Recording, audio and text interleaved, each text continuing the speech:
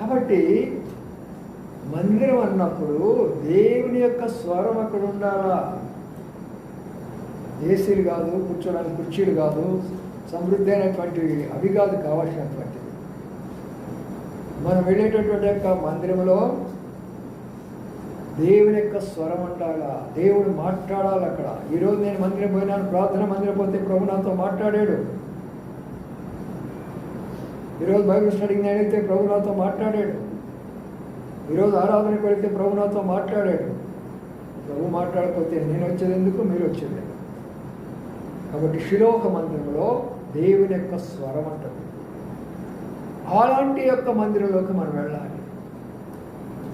ఎక్కడ ప్రభు మనతో మాట్లాడతాడో ఇక్కడ మనం చూస్తే వెళితే ఏలి ఒకడు ఉన్నాడు, యాజకుడు.